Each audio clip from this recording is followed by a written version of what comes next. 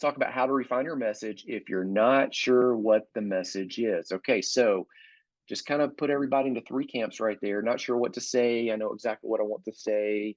Those people you already skipped. Three, got too many things to say.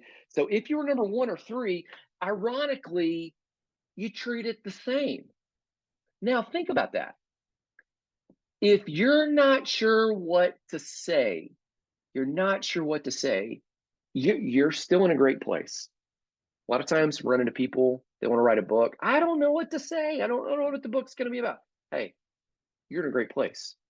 If you're watching this, listening to this, I'm going to give you some tips, some tools that are going to help you in the next few minutes decide what to say. Now that we've talked about self-publishing and say, hey, you don't need somebody's permission. You can get this thing, you can bang this thing out. Or if you've got too many things to say, we're going to whittle it down. Here's how we refine the message. Number one, a couple questions for you right here. I think I'm going to give you maybe 5 questions. Question number one is I would ask you this. If you're sitting across from me at the coffee shop, what advice do people regularly ask you for? People probably ask you based on who you are and where you work and what you're known for. Hey, uh, how do you better your time in a 5K? Or people ask you, hey, I really want to start painting. I'm just not sure how to do it. Hey, I'm thinking about adding on to my house. I don't know how to do that. Hey, I don't know the first thing about building a new business.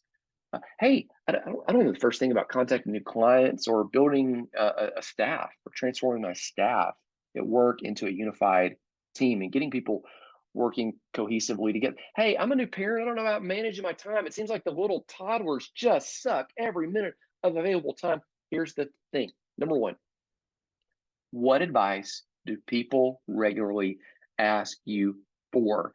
Your message is often found in the gap between what you know that you take for granted and what other people want and need to know that they already approach you for. So, question number one. Question number two is related to this. Question number one is, what advice do people regularly ask you for? Question number two is, what is something you find yourself repeating, which is probably related to question number one? Now, think back to it. What is something that you think of, man, if I had a dollar or a dime for every time somebody asked me that, all right, what would it be? I've got a friend, he owns a couple of coffee shops. And we were talking about this one day. I said, man, you need to like put this stuff in writing, the processes you use and everything. He goes, man, if I had a buck, he literally said that, if I had a buck for every time that I explain to somebody that wants to open a coffee shop that's like in another city, wherever, of the things you need, the processes you go through, how you meet different vendors, how you manage the staff, how you hire, how you fire, fill in the blanks of all the stuff. He goes, man, if I had a buck for every time somebody did, I wouldn't even have to open the coffee shop tomorrow. I could just sell that. All right. That's something he repeats. And again, all 5 of these don't have to be questions you have answers for. These are just 5 ways to kind of zone in and refine the message. Man, you might already have it based on number one or two. Question number three, what is something that you have a different perspective on? And think, you think, man, if people only knew this, if people only knew, in my mind, that some of the hurts of the past, pain points that you have, triggers, emotional disruptions, things that kind of take you out of reality now, if people only knew that that stuff doesn't show what's wrong about you, but it highlights that, hey, you're normal, you're okay, because the tough stuff that you've been through, it would be less normal to not be affected by that. And now we can define it, label it, and create a path forward, okay, because we know about it. Man, if people only knew that, that would change their whole outlook on emotional health.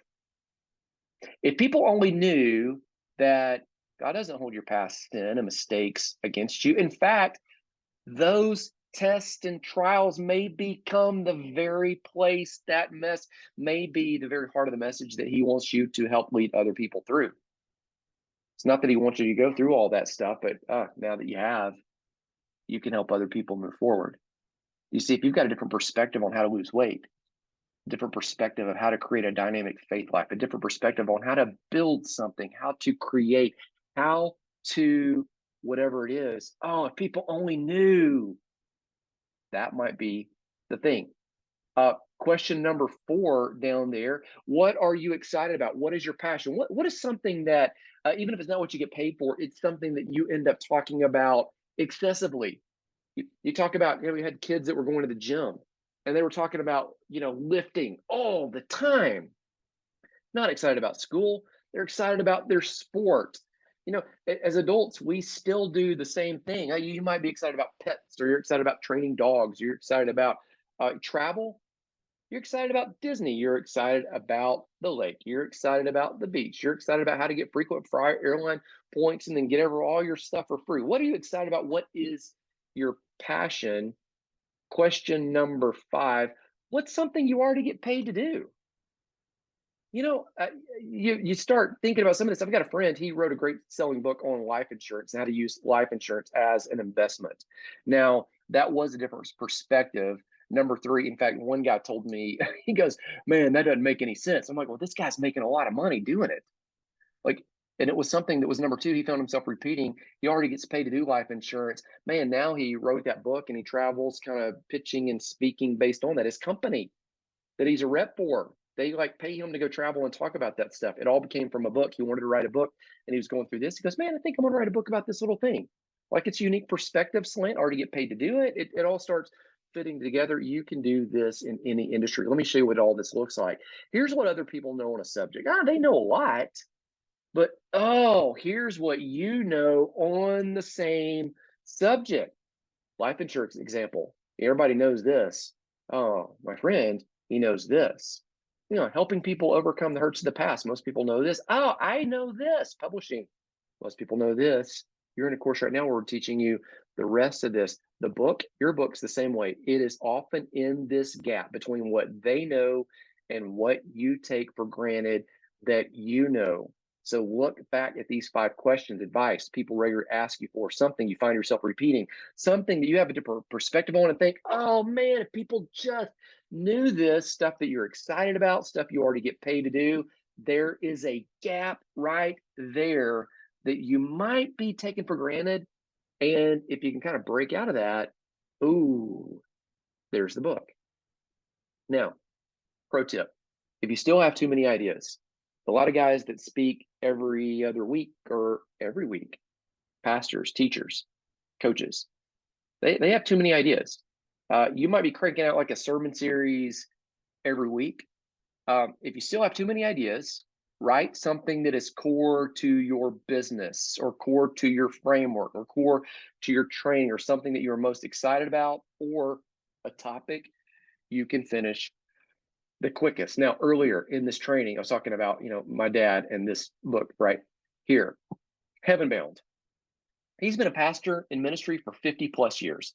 I mean, he could write, literally, we could crank out a book from every sermon series but right now, this is the hot one. He's been working with senior adults. Everybody wants to go to heaven. Nobody wants to die, but yet everybody needs to prep. And there's so much of this that is so relevant to life now and what we're doing. So that was the book. That was the hot topic right now. That was the one based on that question right there. Excited about, finish the quickest. Why? Because he was already in it. And it was something people were regularly asking about. Here's another pro tip. Only write one book at a time and write the book until you finish the book. 90%, 7% of the people who start a book, you can Google this right now. 97% of the people who start a book, and there are so many people who say, I don't want to write a book and never even start. 97% of the people who start never finish the manuscript. Okay, so now you know how to refine the message. Told you how to assess the message and where you are with it. You know how to refine it. Let's talk